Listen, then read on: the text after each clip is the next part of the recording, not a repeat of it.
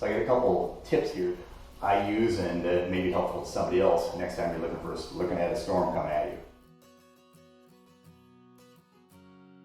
Okay, so with hurricane prep or storm prep, if you're expecting a lot of lightning, I don't care how many surge suppressors you have in your house on your equipment, they only do the best that they can. So if you got a big storm coming, unplug your devices.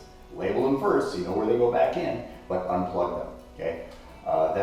Lightning can't get to a device that's not plugged into the wall. The power hits we're getting these days come in through the cable feed. They're coming in through the cable, then they can hit all your connected devices, whether they're connected via power, electrical, by a cable, a network cable, anything like that. Coaxial cable from the cable company, that's the ingress for a lot of lightning, a lot of hits we see.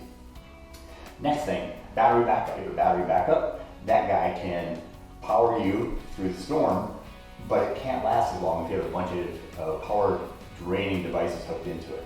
If you disconnect all your stuff that plugged into it, say you don't need your DVD player if you still have a Blu-ray player or anything like that, you don't need your surround sound receiver on, okay? Or at least don't turn the devices on. But if you have a lot of things draining power, then it's not gonna last very long. If you just have a little TV plugged in, you can still get the weather. You take a piece of this cable, cut that end off with a pair of clippers, cut it off. Then you can take a piece of electrical clippers like this, and you cut this. You're not cutting the whole thing, you're cutting at one of these gaps. There's a center piece of copper in here. Cut this around here, twist it, pull this off.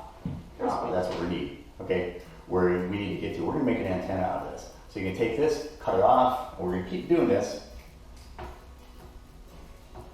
until we have, I think antennas, as I recall, go in the wavelengths of 12 feet. So it wants to be a fractional portion of that. So I would say 3 feet, but I'm gonna go with 1.5 feet.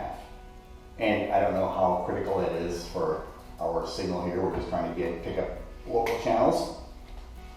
We have the copper, okay? There's a braided wire that comes across there that shields this from getting signal. You can't have that touching anywhere. So just take your finger and run that out there. And you take this, the other end, that F connector, and screw that into the back. There'll be antenna A or antenna input. Screw this into the back of that guy. Back to that.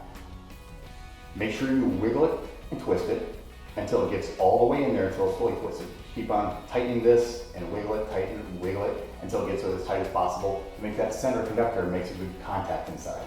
You move this over, like I already did one here, and I have it hanging over by my window. I used a long piece of coax that I had because I had that hanging. That's what I suggest you do beforehand to find out, hey, where can I plug my TV in, where can I leave it sitting, where I can actually see it, and where can I get antenna signal. You move this. Next thing you have to do is go into your TV menu, hit the menu button down here. You may have to change inputs to get into the antenna. Sometimes you have to hit your input or hit your channel button until it goes up to TV. And then you'll have to go into maybe antenna, maybe broadcast. It may come up to cable, and you have to go from cable to get to air.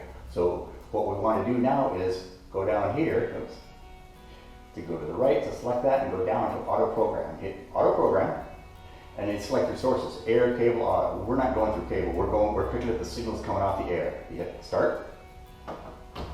And this is going to go through and scan all the frequency ranges that a TV can pick up. Okay, we don't care about the regular air, those are analog channels, and I think they're all dead anyway. The digital channels, which can be 1080p high definition, most of the major networks still have digital channels working. So it's going to go through here, it's going to pick all these up, take this, and now you have local channels. That's our local Fox 13 for Tampa Bay. And when we have hurricanes, all they're doing is hurricane coverage. So we can keep an eye on the weather, plug this in your battery backup, use it only when you need to. You have power, even if the cable goes down, power from your battery backup to run your TV, and you have an antenna that goes over there and gets you the weather, gives you a little bit of information when the power's out, when the cable's out, when nothing else is working.